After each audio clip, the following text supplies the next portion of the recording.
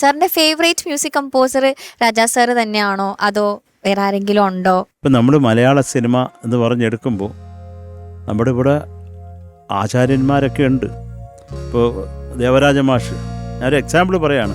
ദക്ഷിണാമൂർത്തി സ്വാമി, അർജുനൻ മാഷ്, സലിൽ ചൗധരി, സൽദ, പിന്നെ കിടക്കുക കണ്ടമാനം. ഈ എന്താ ഞാനിപ്പോൾ ഇത് കുറേ പേരുടെയും കൂടെ പേരുണ്ട്. ഇവരെയൊക്കെ നമ്മൾ ലെജൻസ് എന്ന് വിളിക്കുന്നത് എന്തുകൊണ്ടാണ്? അവർ ലെജൻസ് ആയതുകൊണ്ടാണ് അല്ലേ?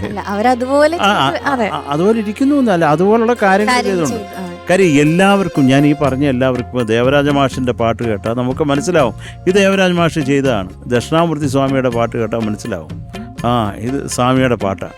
ഈ സലിതയുടെ പാട്ട്, ഏത് പാട്ട് കേട്ടാലും മനസ്സിലാവും ഇത് സലിത. ബാബുക്ക, MS ബാബുരാജ്, ബാബുക്കയുടെ പാട്ട് കേട്ടാൽ ഇത് ബാബുക്ക തന്നെ. ഇങ്ങനെ ഐഡൻറ്റിറ്റി ഉണ്ടായിരുന്നു എല്ലാവർക്കും. അതൊരു വലിയ കാര്യമാണ് അല്ലേ?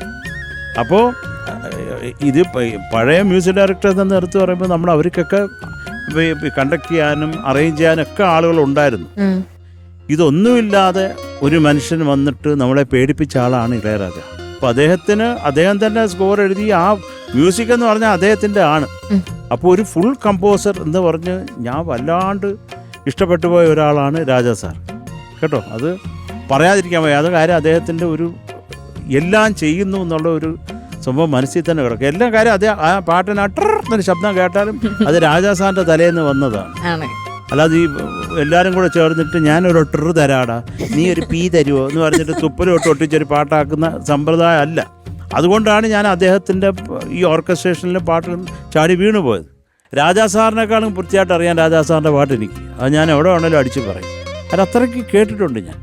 ഓക്കെ, ഇപ്പൊ ഒരുപാട് പാട്ടുകൾ ഉണ്ടാവും, ഇഷ്ടമുള്ള പാട്ടുകൾ അല്ലെങ്കിൽ ഹൃദയത്തോട് ചേർത്ത് വെക്കുന്ന ഒരുപാട് പാട്ടുകൾ ഉണ്ടാവും. ഞാനിപ്പോ പറഞ്ഞല്ലോ റിപ്പീറ്റ് ചെയ്ത് കേട്ടിട്ടുണ്ടായിരുന്നു. ഏറ്റവും കൂടുതൽ റിപ്പീറ്റ് ചെയ്ത് കേട്ടിട്ടുണ്ട്? അയ്യോ, എല്ലാ പാട്ടുകളും. അങ്ങനെ ഒരു സംഭവമേ ഇല്ല. നമ്മൾ കേട്ട് അങ്ങനെയാണ്. അതൊരു നിവൃത്തിയില്ല. നമ്മൾ ഓരോന്ന് കേൾക്കുമ്പോൾ, ഓരോ പാട്ട് കേൾക്കുമ്പോഴും നമുക്ക് അതിൽ നിന്ന് വേറെ പുതിയ പുതിയ ഐറ്റങ്ങൾ ഇങ്ങനെ തലയിലേക്ക് വരും. ഞാൻ രാജാ സാറിൻ്റെ അടുത്ത് പോയിട്ടേ സാറിൻ്റെ അടുത്ത് പറഞ്ഞു, സാർ ഒരു മ്യൂസിക് ചെയ്യണം എന്നെനിക്ക് ആഗ്രഹം തോന്നിയ സാറിൻ്റെ പാട്ടുകൾ കേട്ടിട്ടാ. അപ്പോൾ സാറ് തിരിച്ച് ഞാൻ പറഞ്ഞു, ഒരിക്കലും മ്യൂസിക് ചെയ്യരുതെന്ന് തോന്നിയതും അത് കേട്ടിട്ടാണ്. സാറ് ആദ്യം മനസ്സിലായില്ല, പിന്നെ കുറേ അങ്ങ് ചിരിച്ചു. 10-25 പാട്ടോളം പാടി സാറിന് ഞാൻ.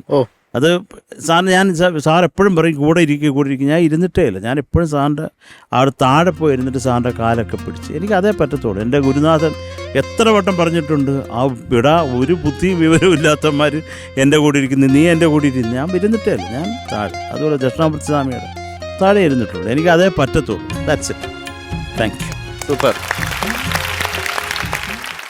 ഒരെണ്ണം പാടിത്തരാം, ഒരു തുകയിര പാടി. ഞാൻ രാജാ സാറിന് ആദ്യം പാടി പാട്ടിൻ്റെ ഒരു തുകയിര പാടിത്തരാം. ഇടറിനോ എനതുരു നോയ് തൊടറിനും നിൻ കഴൽ തൊഴുതെഴുവേ വാഴിനും സാവിനും വരുന്തിനും പോയി വീഴിനും നിൻ കഴൽ തൊഴുതേ നല്ലേ താഴിളം തടം പുണൽ തയങ്ക് சென்னி போழிள மதி வைத்த புண்ணியனே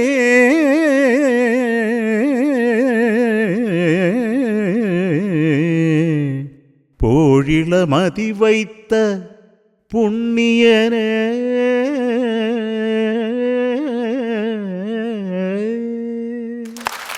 super. Thank you Sarath sir. Thank you so much. Thank you darling.